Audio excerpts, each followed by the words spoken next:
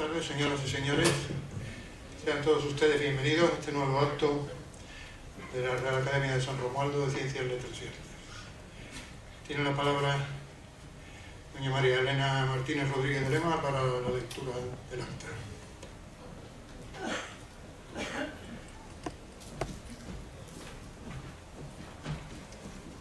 Buenas tardes. Con su permiso, señor presidente.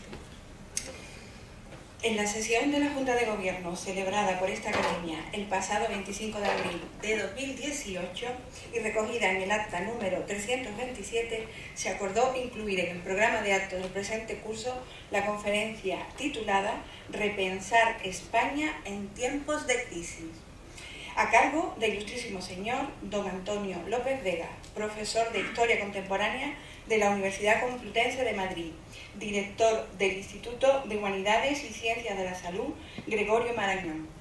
Será presentado por el ilustrísimo señor don Juan Torrejón Chávez, doctor en Historia y académico de esta. Muchas gracias, doña María Elena Martínez. Tiene la palabra el ilustrísimo señor don Juan Torrejón Chávez para proceder a presentar al conferenciante.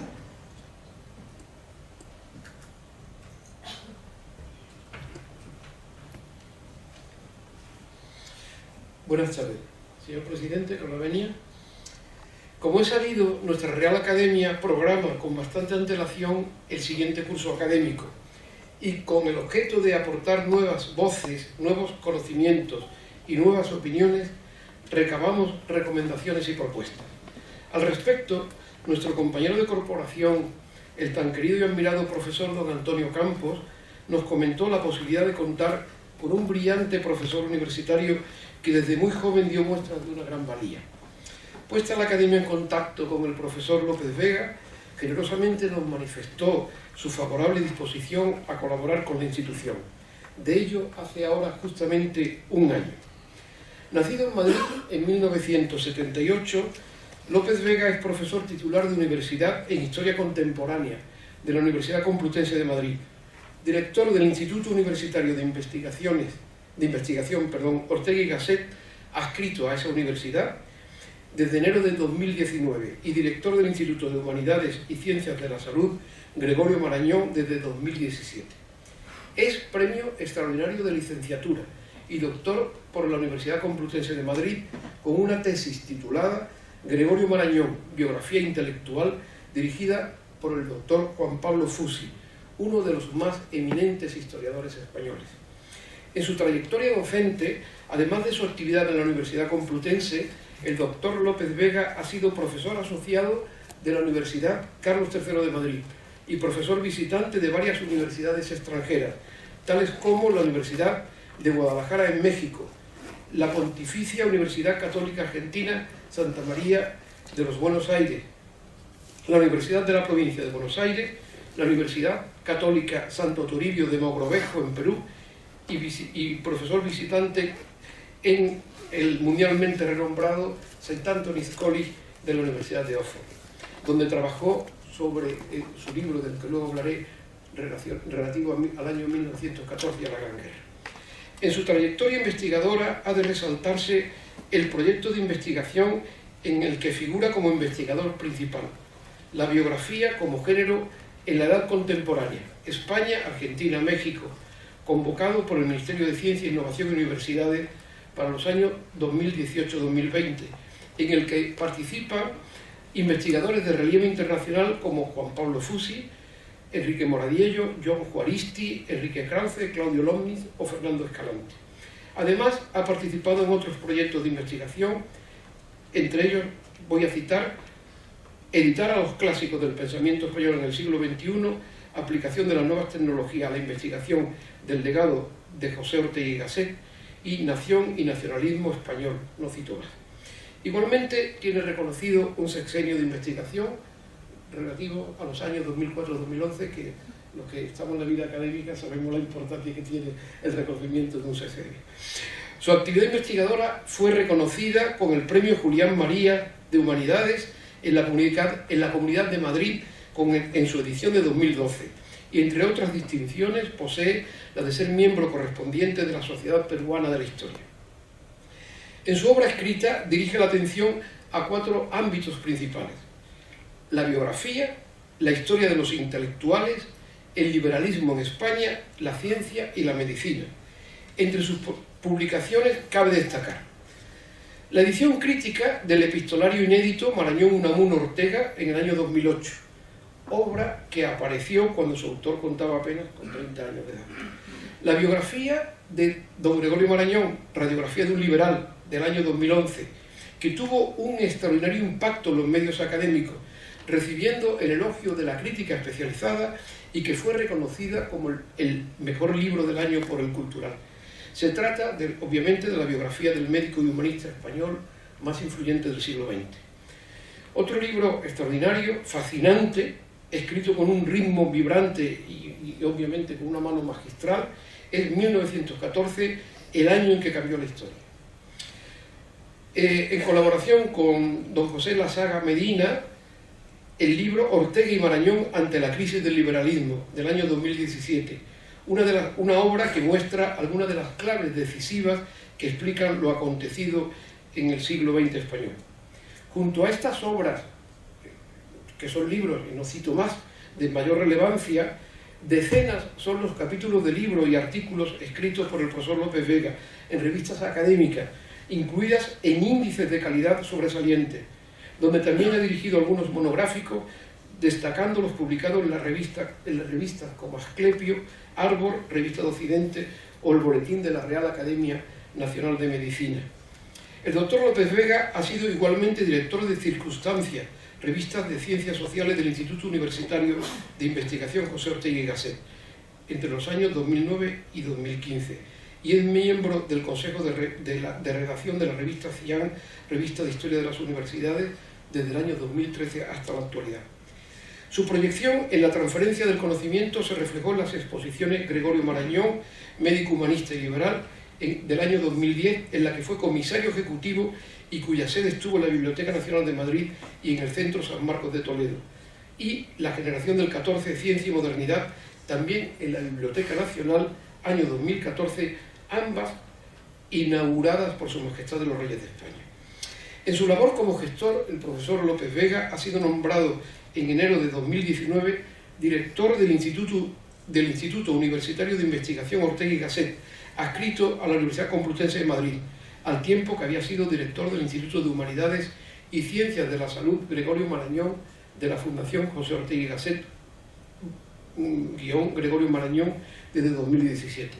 Anteriormente fue director de la Fundación Gregorio Marañón desde 2006 hasta su fusión con la Fundación Ortega y Gasset en 2010, donde posteriormente fue subdirector del Instituto Universitario de Investigación Ortega y Gasset entre 2011 y 2014. Entre otras actividades profesionales, cabe también destacar que fue consultor histórico de metroscopia entre los años 2014 y 2016, o su labor como director de la cátedra Gregorio Marañón, que la Fundación Ortega Marañón y la Universidad de Guadalajara en México suscribieron en enero de 2018. Finalmente diré que el profesor López Vega ha publicado numerosos artículos en los principales diarios nacionales como ABC, El País, El Mundo o La Razón. Recientemente fue entrevistado en la sección Los Intelectuales y España del diario El Mundo, que lo ha considerado una de las 100 personalidades más influyentes en España en el ámbito del pensamiento. Como he señalado al principio de esta presentación, el doctor López Vega nació el mismo año en que fue aprobada la vigente Constitución española, inaugurándose con ella uno de los periodos más brillantes de la historia de España. Nuestra patria, que con el horror de la guerra civil había impresionado negativamente al mundo, presentándose como la tierra del fracaso y de la división política, 40 años después asombró a todos por su proceso democratizador, fundamentado en un sincero entendimiento entre los españoles. Comenzó juntamente una extraordinaria y excepcional etapa de libertad intelectual manifestada en la riqueza de pensamiento y en la tolerancia para aceptar los diferentes puntos de vista. El reconocimiento internacional de la transición española fue prácticamente unánime. Y entre los más acertados comportamientos de entonces estuvo un acuerdo tácito por el que se dejaría la historia en manos de los historiadores, sin emplearse como arma en la lucha política partidista. Lamentablemente, tan gran avance está hoy en trance de desaparecer ante la progresión del llamado pensamiento único, que intenta imponérsenos de manera arrolladora como una forma nueva de dominación ideológica. Se trata de una nueva religión secular, donde la historia es rechazada y suplantada por una supuesta e inexistente memoria colectiva, que no es sino un artificio falaz del presente contra el pasado. En el fondo de todo subyace la intención perversa de liquidar el Estado liberal y democrático de derecho, construido tan ardua y generosamente en los años 1977 y 78.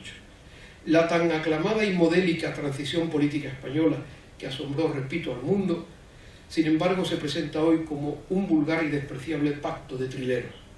De ahí que cuando se invitó al profesor López Vega a acudir a nuestra academia, le propusiéramos que hablara sobre España en perspectiva histórica hacia el presente. Él, que tan profundamente ha estudiado a Ortega y a Marañón, quienes entroncaron con lo mejor de la tradición liberal española y fueron testigos de excepción en uno de los más conflictivos y aflictivos momentos de la historia de España, viviendo la crisis y disolución del sistema parlamentario liberal. Y no existe un lugar más a propósito que la isla de San Fernando para tratar sobre España, porque como es de común dominio, fue en ella donde nació nuestro parlamentarismo el 24 de septiembre de 1810, cuando se congregaron e instalaron las Cortes Generales y Extraordinarias.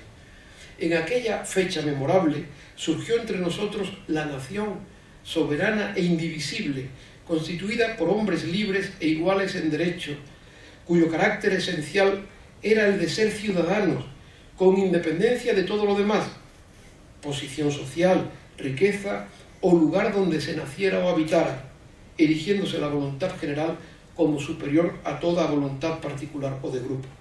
Aquí fue cuando España era una isla, donde quedaron superadas las diferencias y los privilegios entre los individuos y los territorios. Y es en la ciudad de San Fernando, 209 años más tarde, donde el profesor nos colocará ante el espejo de la reflexión para volver a pensar en España con detención, para reflexionar sobre ella.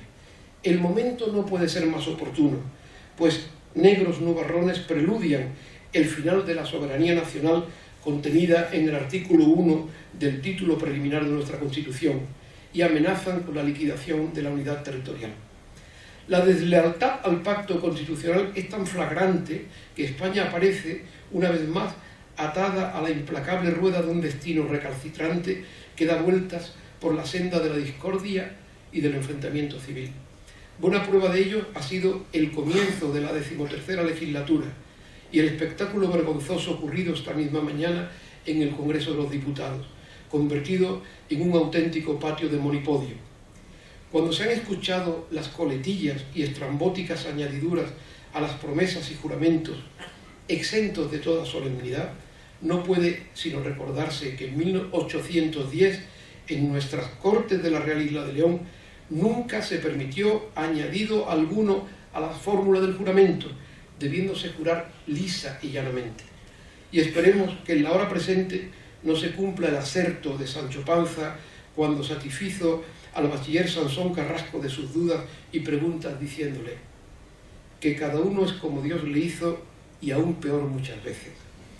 De seguro que la conferencia que seguidamente pronunciará el profesor López Vega, a quien agradecemos muchísimo su presencia hoy aquí entre nosotros, repensar España en tiempos de crisis nos alumbrará en estos momentos de profunda incertidumbre, para muchos no exentos de tribulación.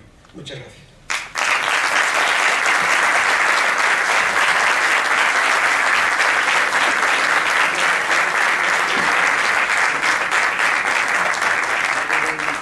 Muchas gracias, don Juan Torrejón. Tiene la palabra el ilustrísimo señor don Antonio López Vega para pronunciar su conferencia sobre repensar España en tiempos de crisis.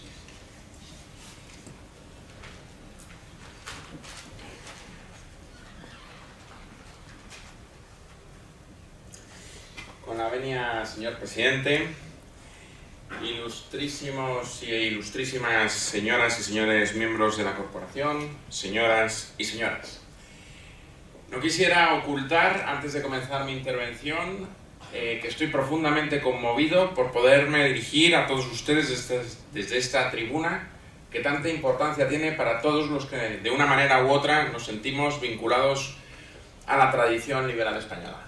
Para mí hoy no es un día cualquiera. Venir a Cádiz, venir a esta isla, venir aquí, es verdaderamente una ocasión muy feliz en mi propia biografía y quiero agradecérselo. Voy a tratar de justificar mi presencia aquí y su invitación y que esto no se convierta en una gran decepción y por tanto que a lo largo de los próximos minutos pueda compensar el esfuerzo que ustedes han hecho esta tarde para venir a escucharme. Y les propongo un paseo por la historia de los últimos 100, 115 años para terminar con una reflexión sobre lo que nos está sucediendo hoy.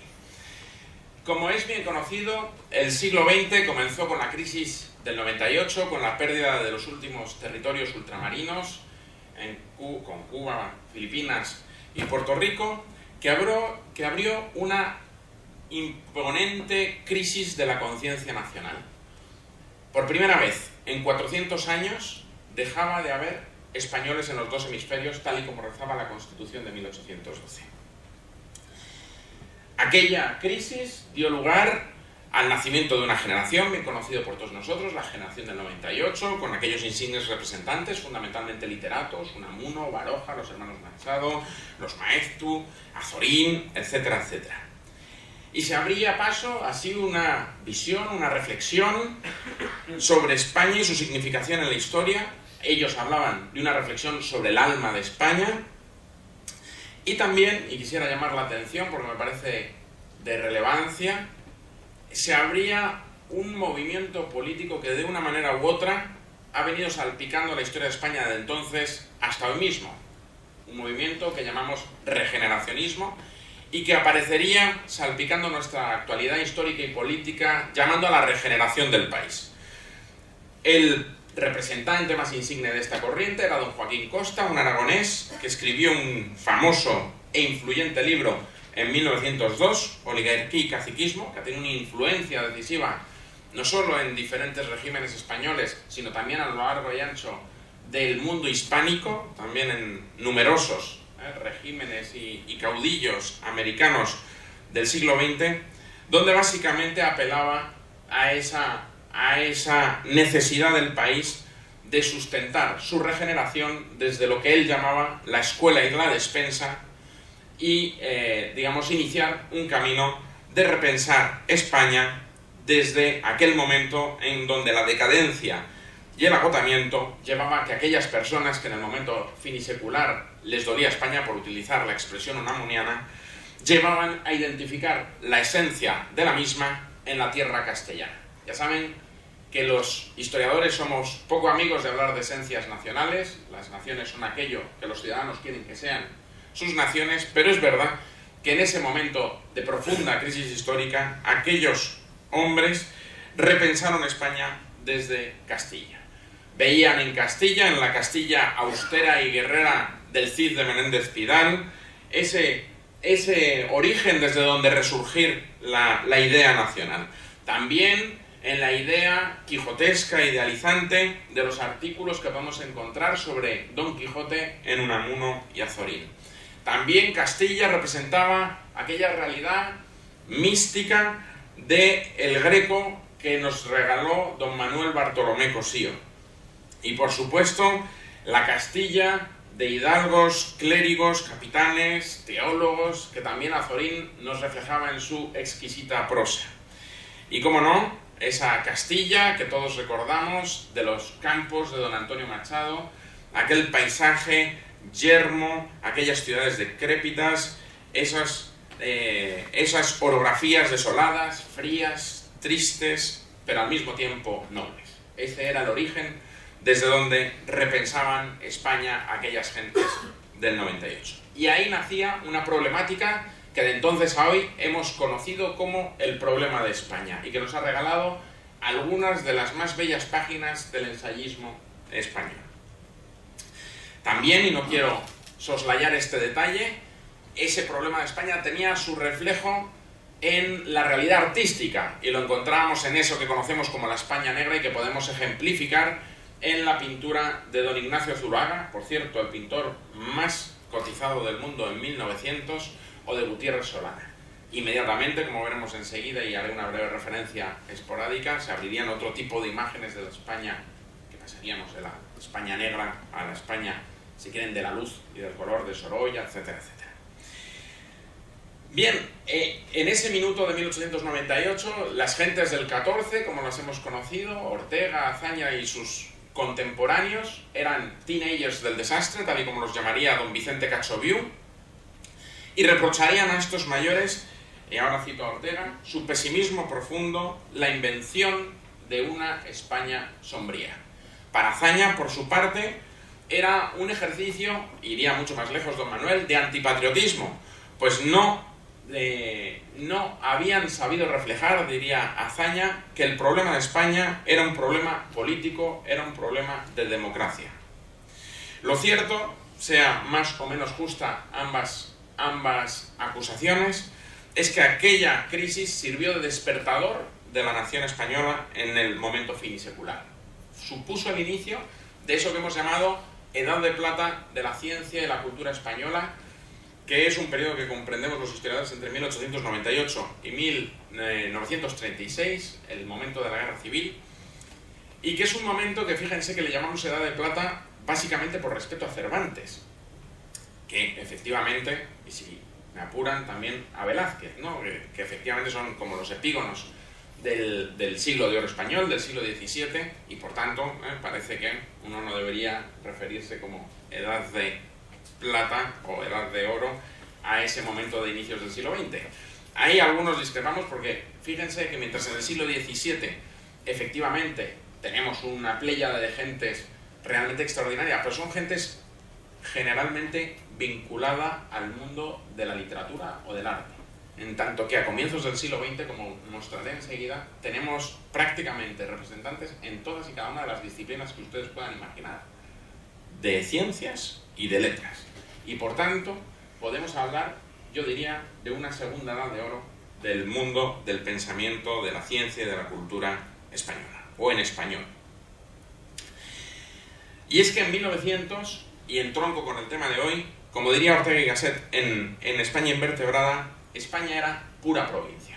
En aquel contexto empezaron a emerger los que vendrían a ser algunos de los problemas políticos que nos acompañarían a lo largo del siglo XX. O como diría Ortega, el nacionalismo no es un problema, es una realidad. El nacionalismo catalán en 1901 vio cómo nacía la Lliga Regionalista en unas elecciones donde ganarían 4 de los 5 diputados que solicitaron por Barcelona. Y eso coincidía con un momento donde, como anunciaba hace un segundo, había también una eclosión cultural en el mundo catalán.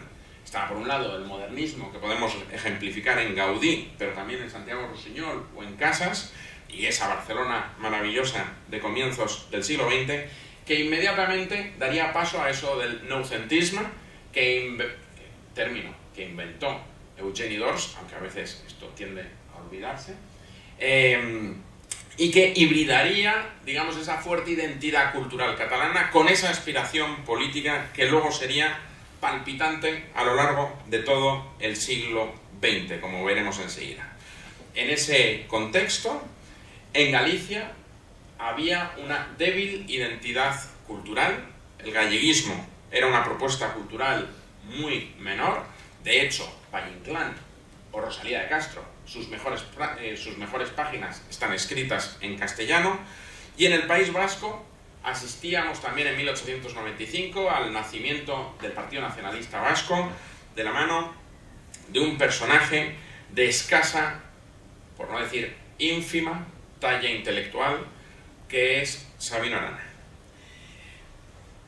Es en ese contexto de comienzos del siglo XX como después de la generación del 98 llegaría una generación del 14. Una generación del 14 que generalmente ha quedado desdibujada en nuestra historia entre las generaciones del 98 y las generaciones del 27. El 98, como ya la he reseñado, es una generación de literatos y artistas, si quieren, la generación del 27, la de los Lorca, Cernuda, Salinas, etc., es una generación de estetas. Y en medio queda una generación del 14 que no responde, por cierto, a la Primera Guerra Mundial. Le llamamos generación del 14 por el homenaje que el propio Ortega y Juan Ramón promueven a Azorín, en primer lugar, un homenaje al que asiste prácticamente la nómina de esos miembros de la generación del 14, un homenaje que llamamos una generación que llamamos del 14 por la famosa conferencia de Ortega, Vieja y Nueva Política, que si leen ustedes, hoy tiene una actualidad muy notable, donde hablaba de eso que algunos han rescatado ahora mismo casi palabras por palabras sobre la casta. Eso lo pueden encontrar ustedes ya en marzo de 1923, y si le quitamos el nombre ustedes podrían decir es de X o Y político, que no voy a citar en este minuto. E inmediatamente una generación del 14 que llamamos así por un libro que es decisivo, Meditaciones del 14, también de Ortega y Gasset, el gran líder de esta generación, donde Ortega y Gasset hablaba de la vida como realidad radical, donde anunciaba esa incitación que luego tendría en Historia como Sistema, donde señalaba que el ser humano es un ser biográfico que no tiene naturaleza, sino que tiene historia, y que la vida de toda persona alcanza su plenitud, o fracasa en la misma, de la conjunción de tres factores. La vocación, que es lo que depende de uno encontrar o no, la circunstancia, todo el mundo cita la famosa frase de este libro que dice yo soy yo y mi circunstancia, pero la frase no termina ahí, sigue punto y coma y dice Ortega, y si no la salvo a ella, no me salvo yo, y por tanto toda la idea de la corresponsabilidad que tienen en ese momento los intelectuales en salvar su circunstancia, que en el sentido orteguiano es la circunstancia española. Y el tercer elemento es la del azar, porque todos habrán experimentado alguna vez en su vida que la suerte juega un papel muy importante en cualquier biografía, en cualquier coyuntura. Y era en ese contexto cuando nacía esa generación del 14. Una generación del 14 que estaba compuesta, como decía hace un minuto, sobre personas vinculadas al mundo de la ciencia en el sentido amplio del término, tal y como diría Juan Marichal. Que había, desde luego, literatos o historiadores o gente del mundo de las letras, como desde luego Juan Ramón Jiménez, Américo Castro, Claudio Sánchez Albornoz, Pérez de Ayala, Gómez de la Serna, Federico Donís, toreros, ya que estamos en tierra taurina, como Juan Belmonte, pero también científicos de primer nivel mundial. Físicos como Blas Cabrera, químicos como Enrique Moles, ingenieros, que aunque cronológicamente es un poco mayor, corresponde a esta generación, como es Torres Quevedo, entomólogos como Ignacio Bolívar, todos de nivel mundial, todos de enorme prestigio, todos personas que salen a ampliar estudios a través de eso que llamamos Junta de Ampliación de Estudios, que impulsa don Santiago Ramón y Cajal en 1907, que llevaría a unas 2.000 personas a los centros de investigación vanguardistas del mundo entre 1907 y 1936. Es en esas Meditaciones del Quijote donde Ortega y Gasset habla de que la vida social es sobre todo la suma de la acción individual de cada una de las personas, recogiendo aquella idea de Carlyle del siglo XIX de que la historia humana es la suma de todas las biografías de todos los seres humanos de todos los tiempos. Y por tanto todavía, querido Juan, tenemos 70.000 millones de biografías, que es más o menos los seres humanos que hemos vivido sobre el planeta Tierra, que hacer los historiadores, y de ahí viene la idea de ese proyecto de investigación. Hay trabajo suficiente para todos. Y es ahí también donde se anuncia lo que desarrollaría en España Invertebrada, de que la nación es un proyecto de vida en común propuesto por una minoría rectora, sobre esas masas que luego desarrollaría, ¿no?, en su famosa Rebelión de las Masas. Ortega anunciaba que el problema de España era un problema de minorías rectoras y dibujaba una lenta decadencia de la historia de España desde el siglo XVI hasta su momento actual. Aquí los historiadores discrepamos habitualmente porque, como saben bien, en esta ciudad y en esta academia, el siglo XVIII fue un siglo excelente desde muchos puntos de vista, también económico, pero sobre todo el mundo de las ideas ilustradas, de la cultura y del nacimiento del pensamiento liberal, que, por cierto, un inciso, digo para que estén orgullosos ante el mundo. Liberal es una palabra gaditana, una palabra en español que se exporta a todo el mundo. Con la transición son las dos grandes exportaciones políticas que hacemos. Hay liberal parties por todo el mundo cuando nació aquí el término, y es un término castellano nacido en este lugar en 1812. Por tanto, una gran exportación de este recinto, de esta ciudad. Por tanto, una lenta decadencia desde el siglo XVI. Y Ortega, en la otra gran tribuna, ¿no?, liberal de España en 1910, pese a lo que pudiera decir Sabino Arana, Cádiz era el gran feudo liberal y junto a él Bilbao. Bilbao era la gran ciudad liberal de donde habían salido gente como Unamuno, etcétera, etcétera. Y ahí estaba la otra gran tribuna junto a Cádiz, que era el sitio. Bueno, pues en el sitio, haciendo referencia a esa obra que yo citaba al principio y por eso me detenía en ella, a Joaquín Costa, a su oligarquía y caciquismo y a esa idea de regeneración, Ortega terminaba con la famosa sentencia de que España es el problema y Europa la solución. Cita que todo el mundo recuerda, pero que a veces se olvida qué quería decir Europa para aquellas gentes. Porque Europa, para la generación del 14, en la idea orteguiana, era ciencia, era universidad, era educación, era cultura, era democracia, era competencia, en el sentido orteguiano, de capacidad y de adecuación para ejercer profesiones, era modernidad, en el sentido científico del término. Y fue ese quicio generacional, esa ambición de llevar la ciencia, en ese amplio sentido del término, a España, cuando este grupo generacional puso en marcha esa ambición de atraer esa modernidad a nuestro país. Quizá lo que mejor refleja esa ambición es la residencia de estudiantes. Todos tienen ustedes en su cabeza, ¿no?, ese diálogo entre ciencias y letras que se daba en aquellos comedores donde Lorca jugaba con sus colegas científicos y donde había laboratorios como el de química fisiológica de Moles o la fisiología de Negrín o la anatomía de los centros nerviosos de toda la escuela de Cajal, la bacteriología, la serología. Bueno, pues junto a eso, digamos, Américo Castro representaba a don Juan Tenorio en el famoso salón de actos de la residencia de estudiantes. Y por cierto, buena parte de aquellas gentes del 14 que habían salido a ampliar estudios, en esa idea de asomar España a esa modernidad, en esa ambición de llevar España a Europa, invitaron a muchos de aquellos investigadores de primer nivel mundial con los que habían ampliado estudios. Y así aparecieron por Madrid, pero también por otros lugares de España, gentes como por supuesto Albert Einstein, que todos recordarán las famosas fotos, o Marie Curie, pero también gentes como Chesterton, Valéry, Marinetti, Max Jacob, Le Corbusier, Keynes, el padre de la economía moderna, etcétera, etcétera. Y quisiera hacer aquí un llamado de atención sobre cuál es el origen de toda esa ambición científica, porque lo he apuntado pero no lo he dicho explícitamente. En el origen de toda esa renovación científica está la medicina. La medicina, desde luego, por don Santiago Ramón y Cajal, que con su premio Nobel pone en marcha toda una ambición de implementación desde un punto de vista estructural de la investigación en España. Tiene una imagen muy bella en sus reglas y consejos al investigador científico que dice, Severo Ochoa, que es el libro científico en español más importante de todo el siglo XX, dice en un momento dado que para que surjan mentes brillantes en la ciencia, lo importante es crear cordilleras, porque solo de las cordilleras salen grandes picos, como pasa en el Himalaya, pasa en los Pirineos o en los Alpes.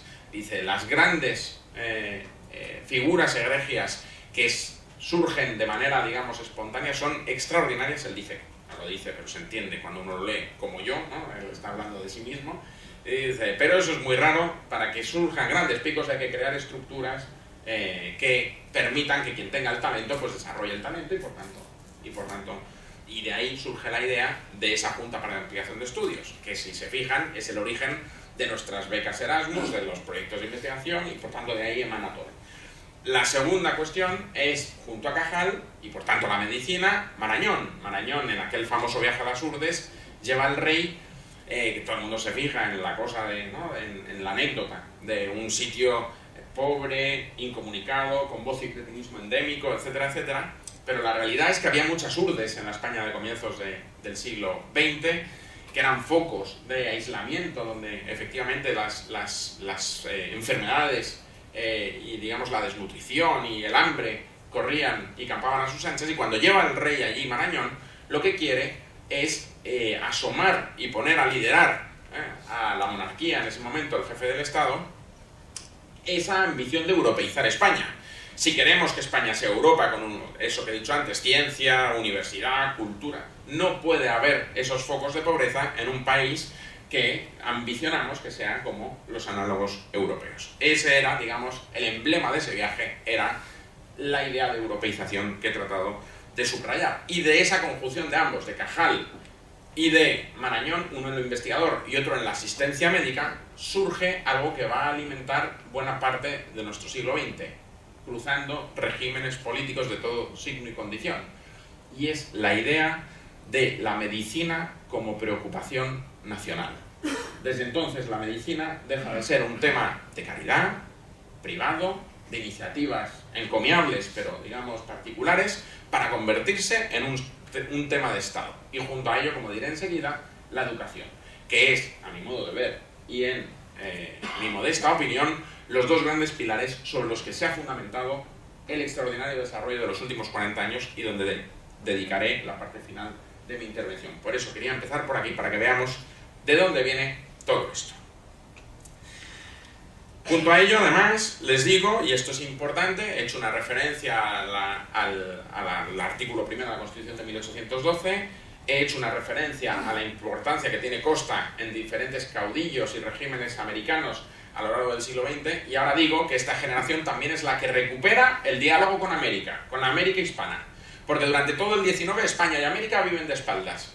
América, luchando con sus caudillos, caudillismos, etcétera, para una conformación dubitativa y compleja de la identidad nacional, prácticamente hasta 1880, todos los países, excepto Perú, Brasil y Chile, tienen una historia muy conflictiva y muy convulsa. En tanto que entre 1880 y 1929 se conforman unos sistemas análogos al nuestro. Ya aparece el Partido Colorado en Uruguay, el APRA en Perú, el PRI un poquito más tarde, ya en 1928-29 en México, la Unión Cívica Radical en Argentina. Todo eso es 1880-1929. Y por tanto, algo más o menos parecido. Bueno, pues es esta generación la que recupera ese diálogo. Y atención, otra vez las biografías. Una única persona es quien rescata ese diálogo. Un médico gallego, Avelino Gutiérrez, que había emigrado con la pobreza de finales del siglo XIX a Argentina, le habían hecho director del Hospital de Buenos Aires, y que cuando don Santiago Ramón y Cajal gana el premio Nobel y pone en marcha la Junta para Ampliación de Estudios, dice: todos estos que están formándose fuera, que vengan ahora a América y que traigan ese conocimiento, porque hay una comunidad de pensamiento, de ciencia y de cultura, no de España, sino en español. Ahí estaba ya. Y crea, atención, la Institución Cultural Española, que llevará a Buenos Aires, y de ahí giras por toda América, a Menéndez Pidal en el 14, Ortega y Gasset en el 16, a Julio Rey Pastor, el matemático, en el 19, Augusto Pisoñer, el fisiólogo, Blas Cabrera, Rodríguez Lafora, Pío del Río Ortega, el neurólogo, todos generación del 14. Y ahí se recupera ese diálogo entre unos y otros. ¿Y qué estaba pasando en Cataluña entonces? Pues en Cataluña estaba naciendo, después de sucesivos éxitos electorales, entre esa cita que he hecho al principio de 1901 y ahora 1914, nacía la primera Mancomunitat. Un régimen que, además de crear una Junta General de Diputados de las 4 provincias catalanas y darles un gobierno permanente, recibe del Estado central amplias competencias en materias administrativas, educativas o en régimen interior. En Galicia, fruto de esa efervescencia que está pasando, porque no son islas, está todo interconectado, todos se conocen, en Galicia ya sí surge un nacionalismo gallego fuerte y consolidado, al menos desde el punto de vista cultural. a partir de un movimiento, las Hermandades de Fala, 1916, que nos va a regalar a los dos grandes intelectuales del galeguismo, que son Vicente Risco y Castelao. Y por tanto, ahí, entre el 14 y el 36, ya el galeguismo tiene una entidad propia, nada comparado, desde luego, con Cataluña, que es el gran tema de, digamos, asintonía en España a lo largo de todo el siglo XX, y nada que ver tampoco con el País Vasco, que mucho y muy a pesar de Sabino Arana, lo cierto es que el País Vasco, la cultura predominante era la vasco-española, y ahí tenía muchísima más importancia aquella generación de vascos castellanizantes o castellanos, o desde luego epígonos de la cultura española, que son Unamuno, Baroja, Maeztu, Salaverría. Por cierto, una excelente revista, bellísima en lo tipográfico, la revista Hermés, no se la pierdan, ¿eh? Todos escriben ahí, estas tres corrientes que voy a citar están en esa revista, digamos, lo mejor de esa cultura vasco-española que acabo de citar. También los vascos del 14, porque estos eran del 98, los vascos del 14 son los Ramón Basterra, Rafael Sánchez Mazas, Joaquín Zugazagoitia, etc. También, tercer lugar, la generación Euskaldun, digo para que no se me enfade si hay algún seguidor de Arana, había ahí una generación Euskaldun, con algunos filólogos como el Severo Altuve, con Barandiarán. También, sobre todo, más que en lo filológico, eran muy relevantes en pintura. Ahí están los hermanos Zubiaurre, Tellaeche, Gustavo Maeztu, Aurelio Arteta, que hacían una pintura donde los vascos aparecían como imagen de la épica social del trabajo.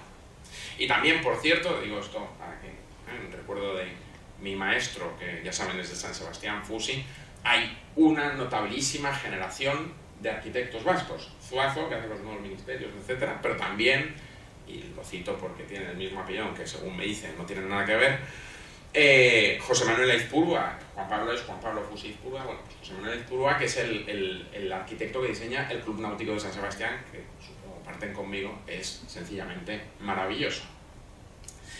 Bien, por tanto, en torno a ahí, digamos, hay una cultura unida pero diversa en torno a los años 10, 20 y una efervescencia cultural española que, digamos, alimenta eso que llamamos edad de plata de la ciencia y la cultura en España.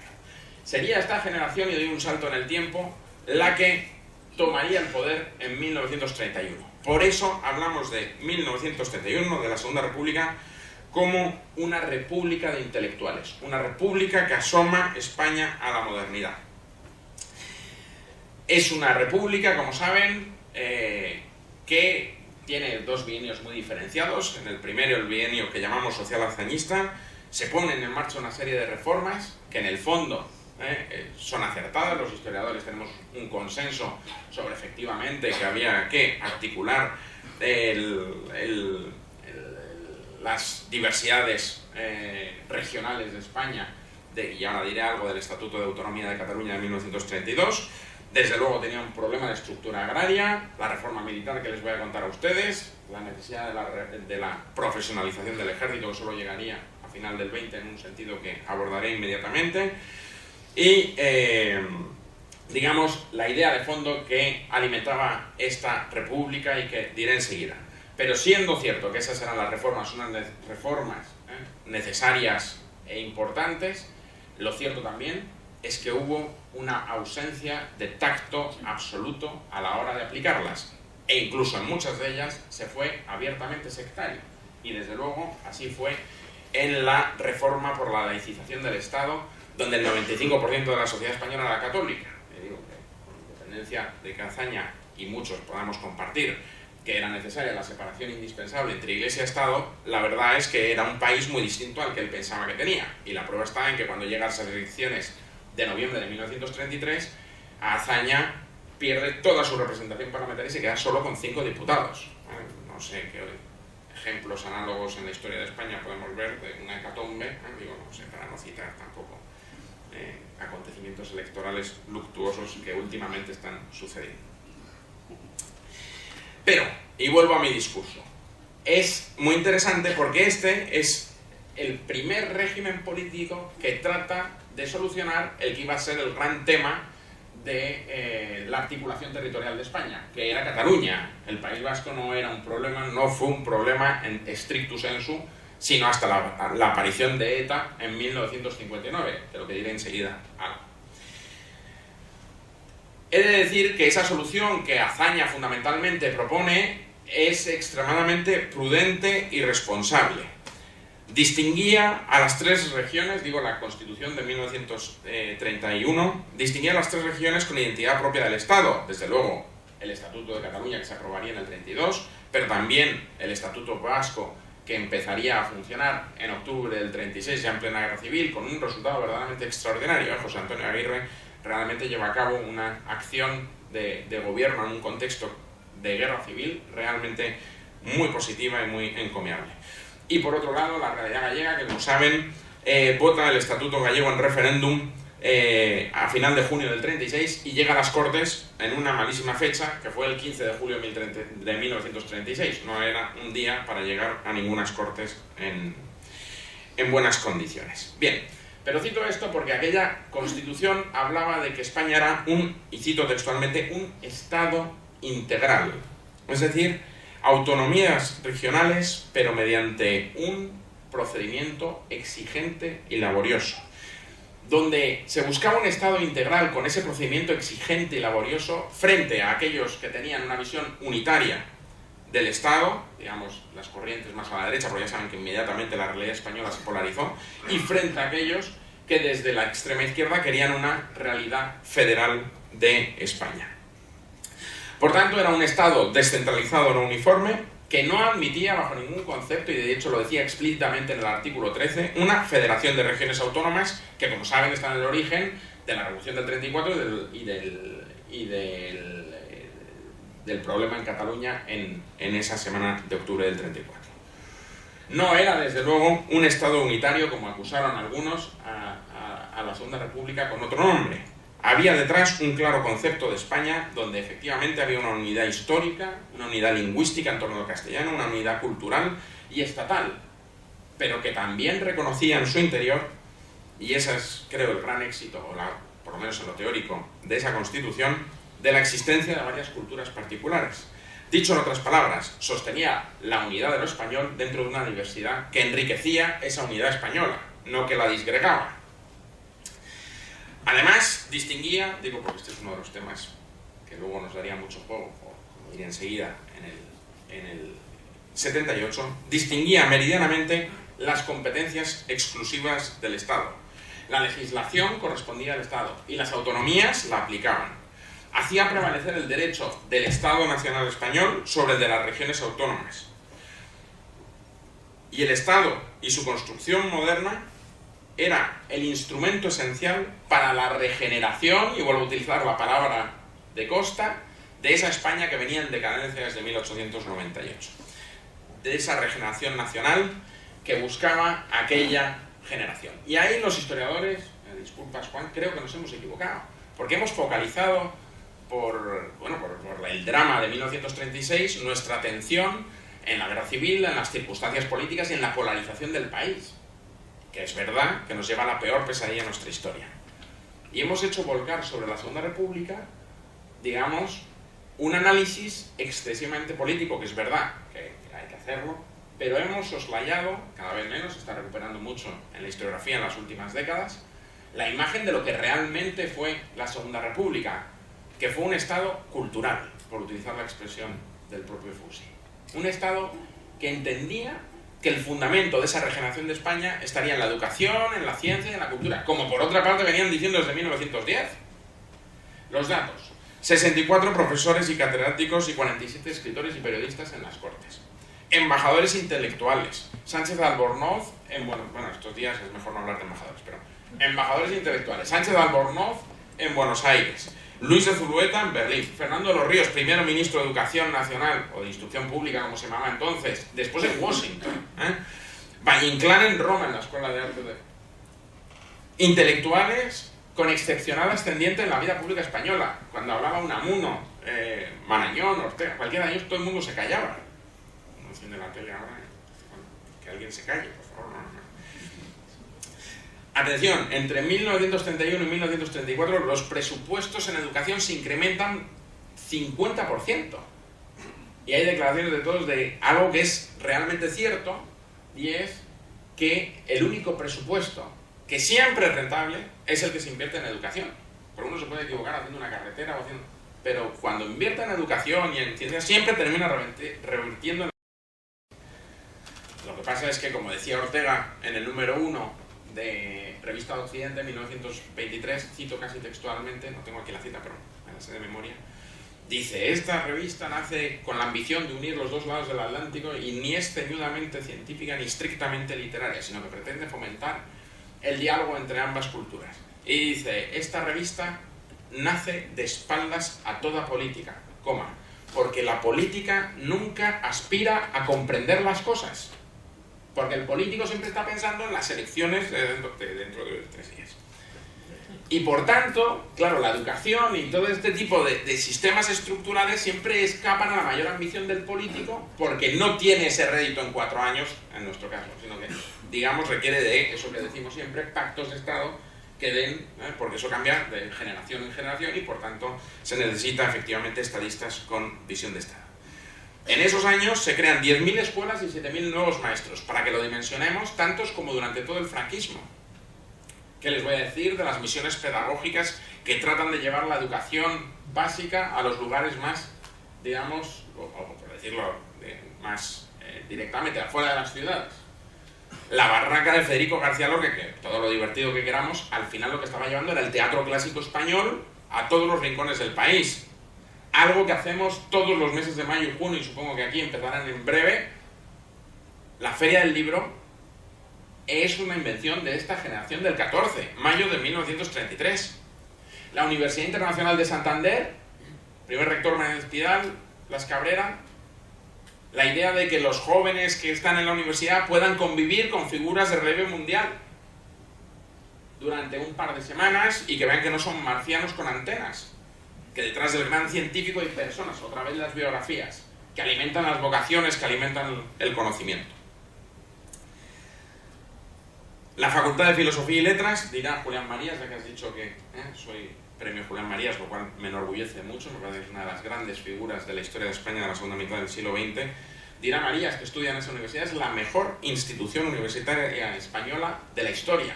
Fíjense los profesores de Filosofía y Letras: García Morente de decano, Ortega, Menéndez Pidal, Sánchez Albornoz, Zubiri, Gauss, Américo Castro. Esos son los que enseñan en la Facultad de Filosofía ese lustro. Azaña tuvo un sentimiento profundo de españolidad, como bien sabemos, y descubrió tarde Cataluña. Él tenía la idea de Francia y esa idea de que lo que le faltaba a España era el Estado.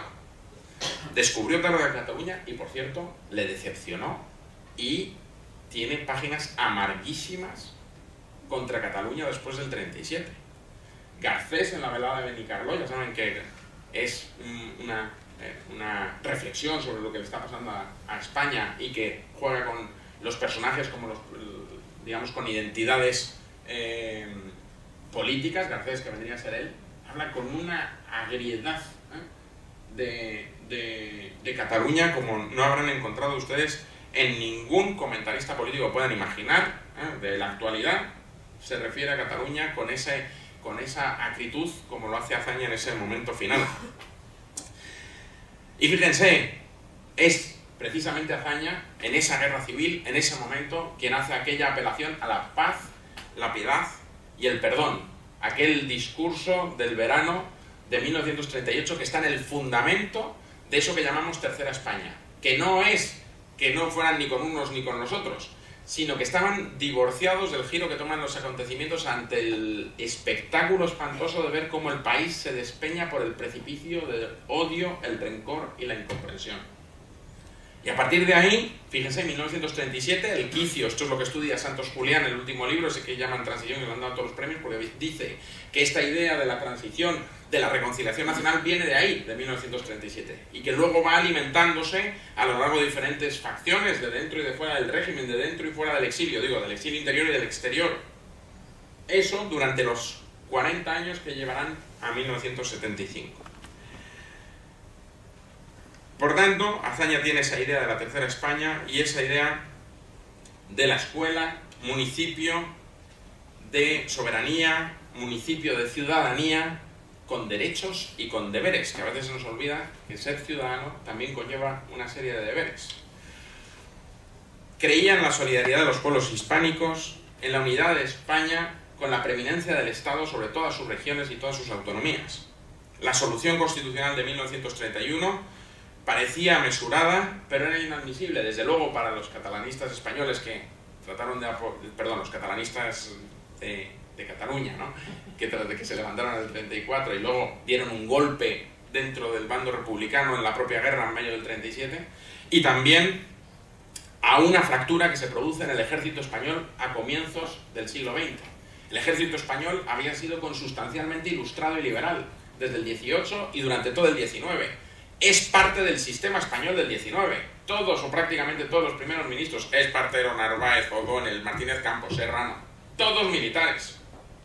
A comienzos del siglo XX hay una facción del ejército que tiene una nueva mentalidad, que identificaba los partidos y el parlamentarismo con la decadencia nacional, con el crack del 98, el desastre del 98, con motivo de que algunos políticos señalaron al ejército, el ejército, digamos, reaccionó una parte de él hacia esa idea de que los partidos y los parlamentarismos eran la decadencia de la nación, donde militarismo era identificado con antiseparatismo, donde había una exaltación de la idea unitaria de España, una fe mística y religiosa en los destinos de España y en su pasado militar glorioso, y se exaltaba aquel imperio español de manera muchas veces distorsionada.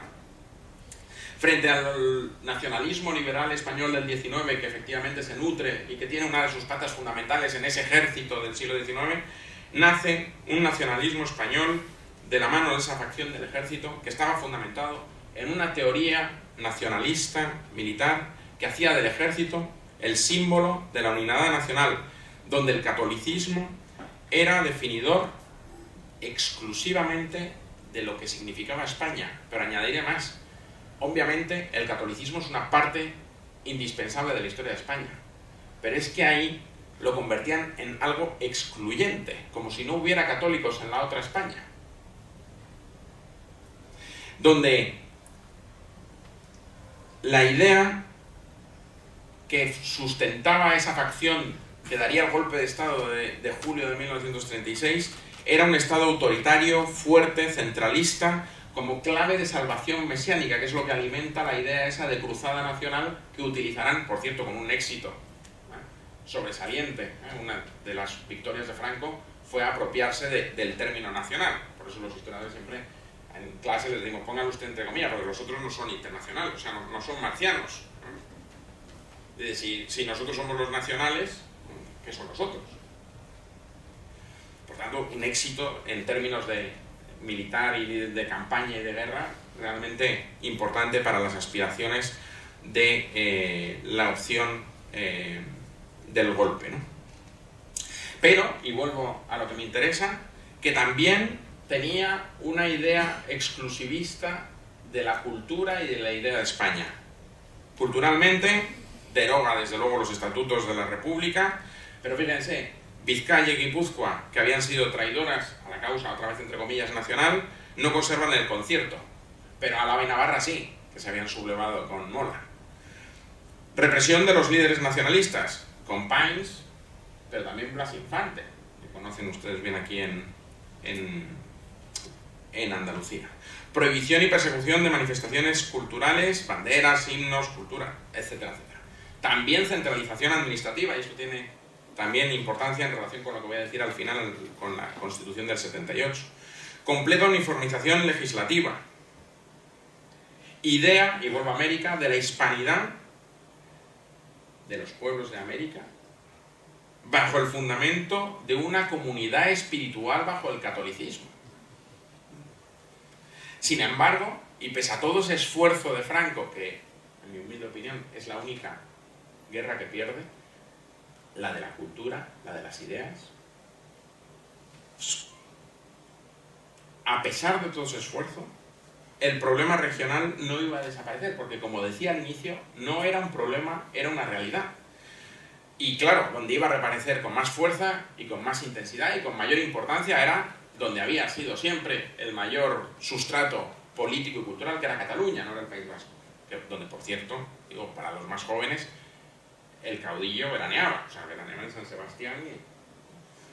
Bueno, en Cataluña, efectivamente, se mantuvo la conciencia catalana a través de la lengua y la cultura, que ya saben que estaba prohibido, pero estaba prohibido en su manifestación pública, no en el ámbito privado. Escritores, historiadores, filólogos, eclesiásticos, estudiantes, hasta el Fútbol Club Barcelona, más que un club, de ahí viene, eran depositarios del fuerte sentimiento de identidad diferenciada. Con todo, en esos años 60 y 70 es cuando eso reverberece. No hay grandes conflictos en Cataluña, pero sí conflictos de una significación simbólica muy importante. Por ejemplo, desde luego, el encarcelamiento de Jordi Pujol. O si quieren hablamos de Jordi Pujol un poco despacio, que merece un poco de atención en términos históricos. Ya saben, estuvo 2 años en la cárcel en el 60. La expulsión del abad de Montserrat, Aureli Carré, en 1965.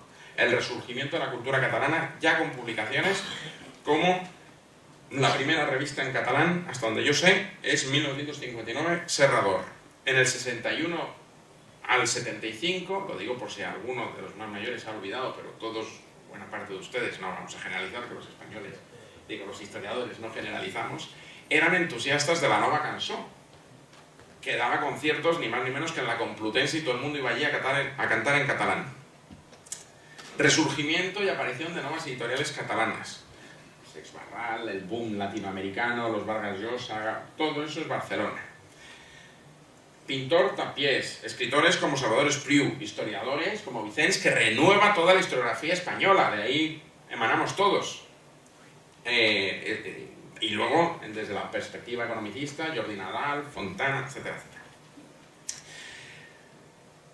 En lo político, por cierto, empiezan a surgir desafíos frente a la dictadura, como el Partido Comunista de Cataluña, que por inicia del PSUV busca reponer el Estatuto del 32.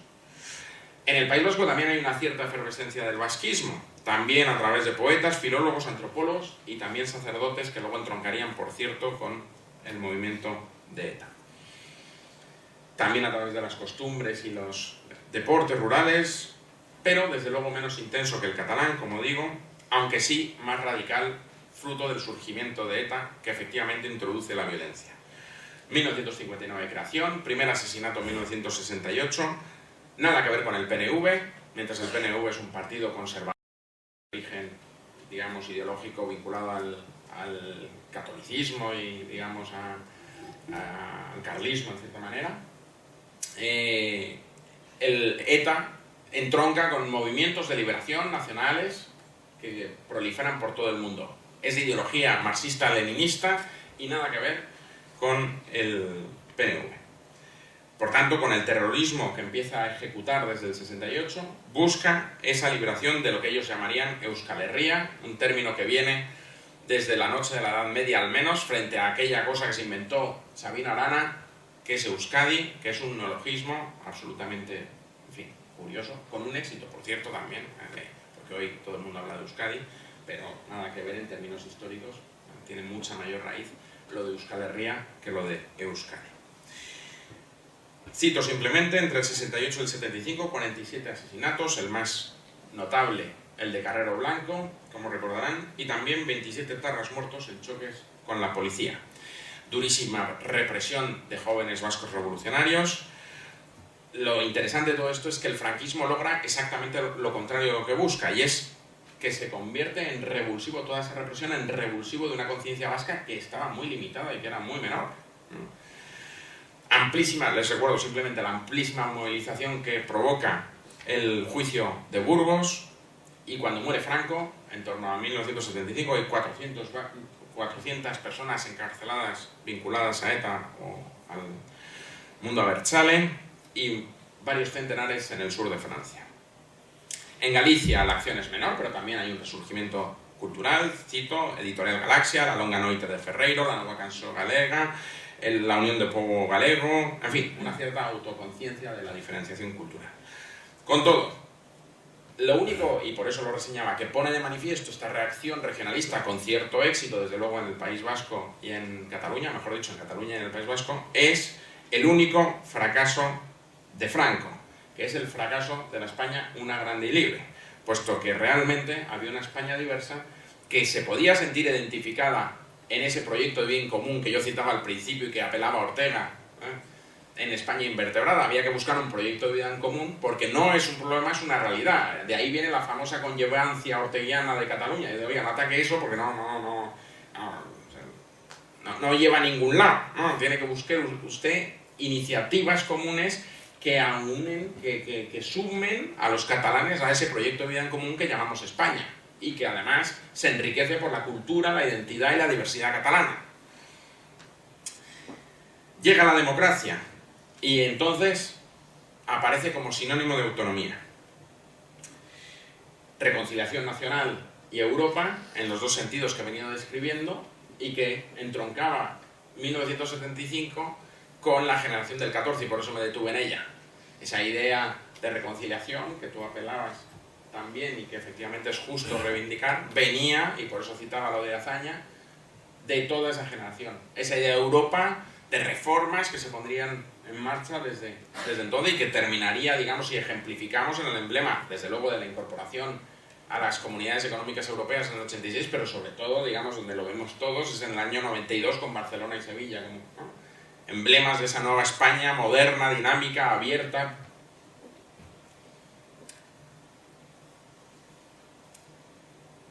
Pero, mientras unos pensaron que con ella iba a acabar ETA, no solo no acabó, algunos dijeron que era un movimiento antifranquista, sin darse cuenta que era un movimiento antiespañolista, sino que se recrudeció y desestabilizó como nada el periodo o la incipiente democracia. Asesina entre el 75 y el 80 a unas 300 personas, o sea, si hacen la media, un muerto encima de la mesa cada 3 días, con todo lo que conlleva, muy fundamentalmente para los cuerpos y fuerzas de seguridad del Estado, que en ese minuto eran las principales víctimas de la acción terrorista. Ojo, antes de la aprobación de los estatutos en el 79, se produce, que todos lo recordarán en su cabeza, la Diada del 77, 1 millón de personas recogiendo a Tarradellas volviendo de Barcelona.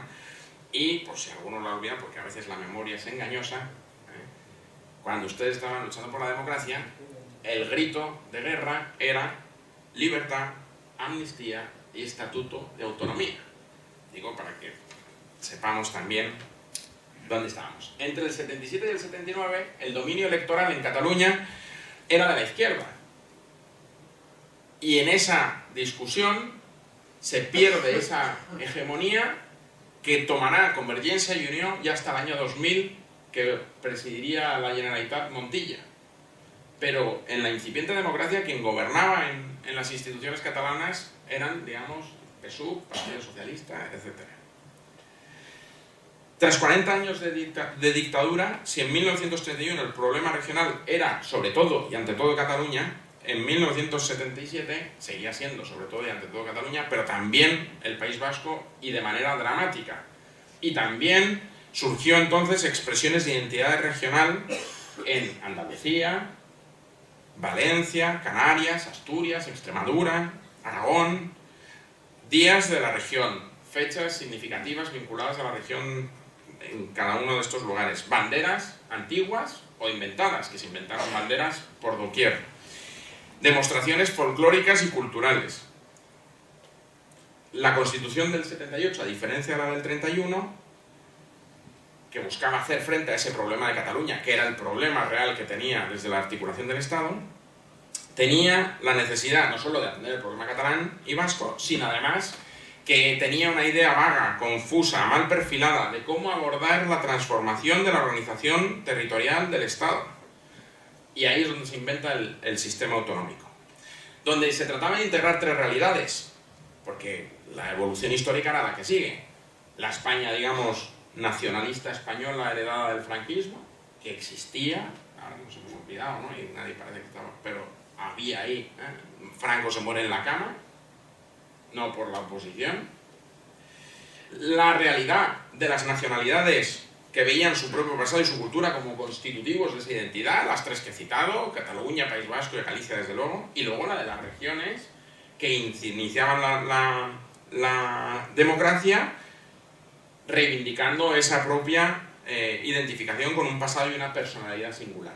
Todo eso es lo que conjuga esa triple realidad, es lo que conjuga la Constitución y lo que ha llevado a algunos a hablar de una suma de regiones y nacionalidades, los más optimistas de naciones, y se inicia un proceso desnacionalizador del franquismo, y hasta que la selección española daba por ganar mundiales de fútbol y de baloncesto y todo esto, aquí había un cierto reparo con las banderas, y además, por cierto, sobre todo vinculado al centro izquierda español, que había perdido la bandera de la Ilustración, de Cádiz, que venía desde Argüelles a Giner de los Ríos, a Unamuno, a Azaña y a Ortega, y que no ha recuperado hasta final del siglo XX. Porque, si recuerdan, en el inicio de la democracia, como la bandera se la había echado a la espalda el régimen de Franco, resultaba que salir con una bandera era poco menos que franquista. Voy terminando. Se aprueban los estatutos de Cataluña y del País Vasco, con las características que saben: gobiernos y parlamentos propios, cooficialidad del euskera, el castellano, o del catalán y el castellano, el concierto económico en el caso vasco, etcétera, etcétera, ¿no? Competencias amplísimas y demás. Pero también de los demás estatutos, que es un sistema muy complicado, difícil y complejo de articular. No hubo autonomías de diferente grado, pero sí de diferente, más allá de Cataluña y del País Vasco, pero sí de diferente ritmo. Aquello del café para todos, que buscaban los diferentes grupos. Tarda algunos años en homogenizarse. Efectivamente, eso va avanzando hacia un horizonte donde terminaré hoy. Con eso y con todo, yo quiero reivindicar hoy aquí el Estado autonómico. Creo que tiene muchas más consecuencias positivas que negativas. Cito: positivas. Digo, para que vean que lo pongo todo encima de la mesa por si quieren discutir ahora. Desde luego es muy importante para el establecimiento de la democracia, porque efectivamente, como vamos a ver este domingo, como estamos viendo, el ciudadano se siente mucho más cerca de sus instituciones cuando vota a su alcalde o vota a la comunidad autónoma y siente la administración mucho más cerca. Responde a una visión mucho más real de España y de sus fundamentos territoriales, tal y como lo había descrito Ortega en La redención de las provincias. Nuestras autonomías es más o menos lo que Ortega describe, no en España invertebrada, sino en La redención de las provincias, que es un conjunto de artículos de 1932-33, donde, digamos, describe las que son, más o menos de manera obvia, por motivos históricos, geográficos, las 10 regiones o nacionalidades españolas. Las otras 7, si se lo están preguntando, son las que son inventadas. Luego hablamos de eso si quieren. Al descentralizarse, como digo, la administración se acerca a los ciudadanos. Las regiones, al tener esa bandera y esos símbolos y demás, desarrollan una autoestima y un orgullo que favorecen ese sentimiento de identidad particular de buena parte de la sociedad española. Todos nos sentimos de San Fernando, ustedes seguro, si son de aquí, y todos somos de nuestro pueblo antes y a los extranjeros, mucho de lo que les llama la atención es que cuando a alguien le preguntan fuera de dónde es usted, uno dice, pues de San Fernando de Cádiz, y no dice soy de España, cosa que en otras naciones con mucho sentimiento nacional sí sucede. Mientras aquí tenemos poca nación y mucho Estado, en otras naciones tienen poco Estado y mucha nación. Por lo tanto, es muy llamativo en ese sentido. Mejoras evidentes en prestaciones sociales, educativas y sanitarias. ¿Qué les voy a decir de las infraestructuras? Carreteras, trenes, etc. Y mejor cuidado, como es obvio, y aquí es muy palmario, del patrimonio histórico y artístico. Desde luego, tiene unas consecuencias muy negativas, y quisiera aquí puntualizar esta cuestión. Las comunidades autónomas artificiales, para que nadie diga que me voy a meter con comunidades X, Y o Z, voy a hablar de Madrid. O sea, no hay nada más artificial que Madrid. Una bandera que nadie sabe muy bien, tiene una simbología, y parece que las estrellas, pero tiene hasta un himno, no sé si lo han escuchado. Cuando Leguina ponía en marcha y mandaba a cantar el himno, había que suspenderlo en los últimos actos porque la gente se echaba a reír. O sea, vean, sigue siendo oficial, no lo hemos derogado, es un disparate de himno. Estamos emocionados por los semáforos y la... O sea, una cosa delirante. Y se crea Madrid para evitar meterla en la Castilla la Nueva o la Vieja, como se decía entonces, o León o La Mancha, porque desvirtuaría toda la... ¿no? Se habló de hacer un distrito federal, en fin, hubo ahí una discusión. Pero ¿qué les voy a contar de Cantabria? En fin, no voy a Y las banderas, o sea, no. Yo no sé cuántos, los que sean de Madrid aquí o vayan por Madrid, yo no sé cuántos osos han visto en Madrid en estos 30 años, pero no digo osos, sino madroños. O sea, no. Yo estoy por plantar uno en mi casa, a ver si... Digo, bueno, pero que haya algo madrileño aquí, ¿no?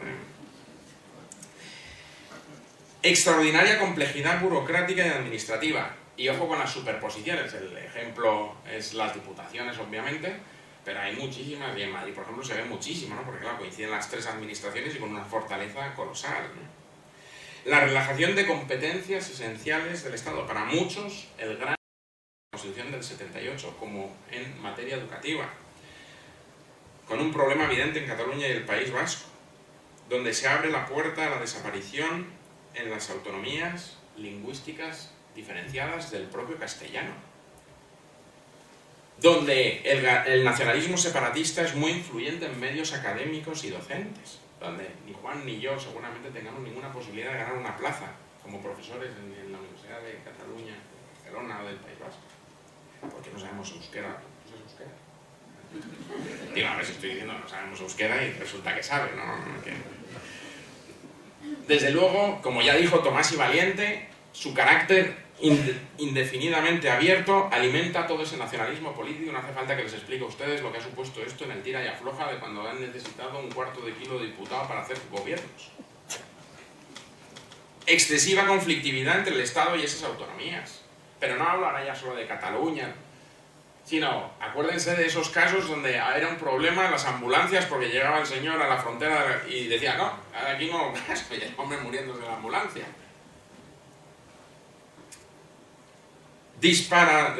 Crecimiento desorbitado del gasto autonómico. Tengo las cifras, no se las doy, pero es un déficit insostenible. Y desde luego se pensaba que terminaba con el problema de ETA, digamos, y no fue así. Ya sabemos que ETA siguió matando hasta 2009 y no desaparecería sino hasta esta misma década. ¿Y ahora qué? Ahora vivimos una situación protoconstituyente, en algún momento vamos a entrar en una reforma de la Constitución, donde el historiador, como comentábamos antes, tiene la sensación de, bueno, toque si lo va a mejorar, si no, y ojo, hemos tenido una Constitución que efectivamente ha generado el momento de mayor prosperidad de España en el parámetro que uno quiera mirar en 500 años de historia. En una conferencia similar a esta, un señor se empeñó en convencerme de que había otros momentos que no voy a citar ahora de mejor auspicio para España o la monarquía hispánica. Y ya cuando veía que la situación estaba totalmente enquistada y que no había forma de que el hombre se convenciera de que en mi modesta opinión eso no es así, ya le dije, bueno, de acuerdo, imaginemos que efectivamente era mejor en ese momento. Yo solo le quiero hacer a usted una pregunta, ahora se la pregunto yo. ¿En qué otro momento de la historia de España, sin ser usted rico, se pondría usted enfermo? Dígamelo. Enfermo de verdad. O sea, no... 3 reflexiones. Cuando llegaba el 92, o el final del siglo XX, si quieren, parecía que teníamos resuelto el problema de la democracia. Tenemos una democracia con alternancia, ¿no? Llega a Aznar en el 96 y por tanto lo natural de las democracias es que haya alternancia política. Teníamos resuelto el tema del subdesarrollo. España a finales del siglo XX, digamos, no tiene esas urdes que citaba antes en ningún sitio. Las urdes hoy es un sitio maravilloso de donde uno quiere ir a retirarse como Carlos V, a ver si le dejan pensar y leer. Y el único tema que no tiene resuelto, por si no lo habían notado, es un temilla con la articulación territorial del Estado. Con todo lo que eso conlleva. Yo aquí voy a decir 3 cosas. 1, la ruptura generacional. Digo, ahora que está tan de moda el cambio de guardia y eso. ¿Cuál fue la diferencia? Con la llegada de Aznar y de Zapatero se rompen los consensos constitucionales, en términos globales. Aznar decide cambiar la política exterior sin consultarlo con nada, de repente nos olvidamos de Europa. ¿Se acuerdan que yo venía citando Europa desde el principio? Y veníamos aspirando a ser Berlín, París, y de repente decidimos que nosotros somos Blair y Bush, con las consecuencias que todos conocen. Y no es, como había sido desde el principio de la transición, una política de Estado común.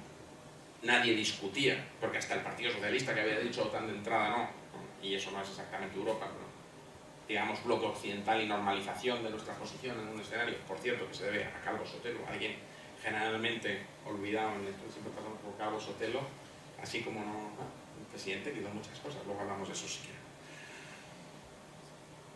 Si Aznar hizo eso, y vuelvo a Cataluña, Zapatero cambia el socio constitucional en 2006. Hasta entonces todos los textos fundacionales de nuestra democracia son acordados por las dos fuerzas, con mayor o menor acierto, con el problema de la educación, con el título, lo que ustedes quieran. Pero digamos, cuando se juntaban las dos grandes fuerzas de centro-izquierda y centro-derecha, era el 80% de la soberanía nacional, que bien sabemos lo que representa aquí en Cádiz, la que aprobaba una cosa. Cuando Zapatero dice aquello de el cordón sanitario y cambia el gran partido de la oposición por el nacionalismo, se aprueba una ley, un estatuto de autonomía, ni más ni menos, soslayando a la mitad del electorado, por mucho que nos guste o no, lo que sea, unos y otros. Pero es que además,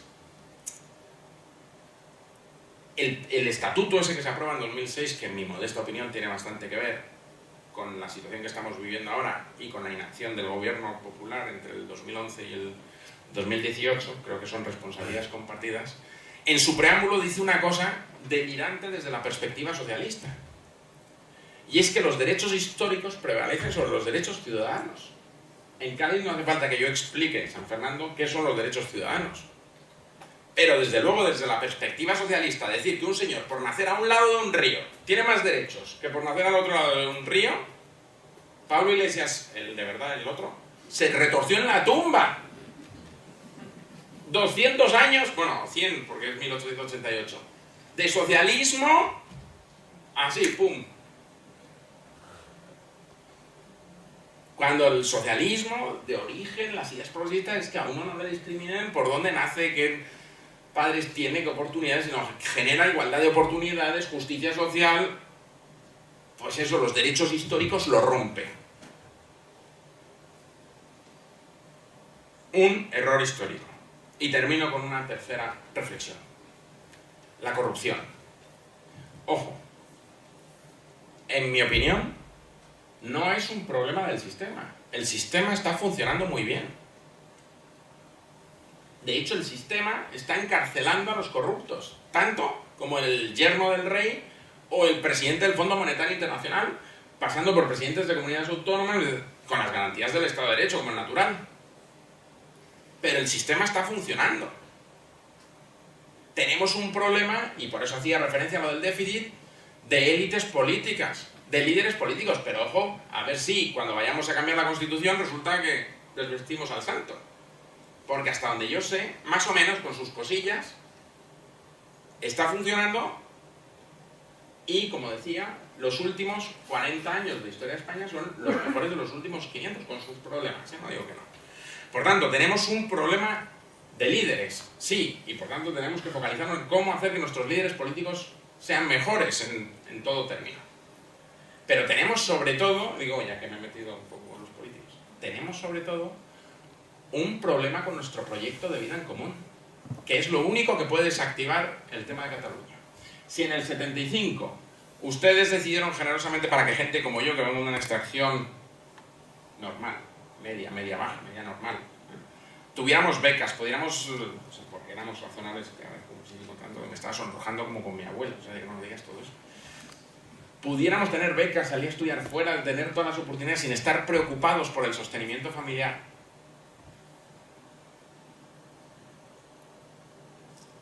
Y hicisteis del 75 y del quicio generacional y del proyecto de vida en común la democracia.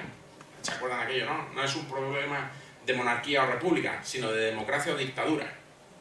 ¿Se acuerdan, no? Dice, ahora el problema es cuál es el proyecto de vida en común para unar esos pueblos de España con sus identidades. Faltaría más, identidades que nos enriquecen a todos y que hacen bien a la idea de una España plural, diversa y compartida. Pero el problema es un problema de proyecto, de vida en común. Y por tanto, o encontramos ese proyecto de vida en común para España, o sencillamente España no se da. Muchas gracias.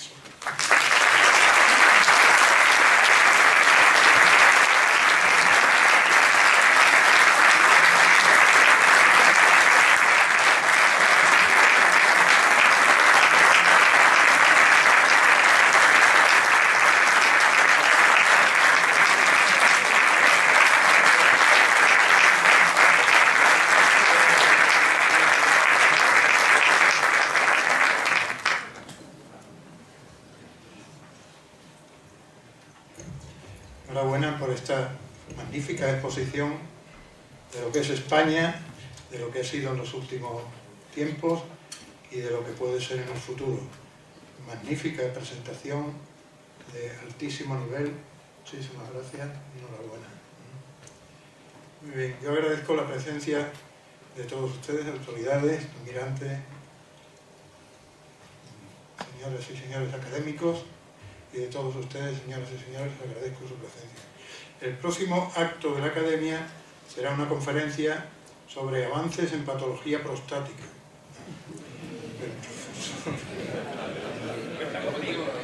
No, que no viene soy yo. La dará el profesor don Jesús Castiñeira Fernández, catedrático de Urología de la Universidad de Sevilla. Será el martes 28 a la misma hora aquí en este mismo lugar. Muchísimas gracias de nuevo por su extraordinaria conferencia que me ha gustado mucho. Yo creo que me ha gustado todo. Muchísimas gracias. Muchas gracias a todos ustedes.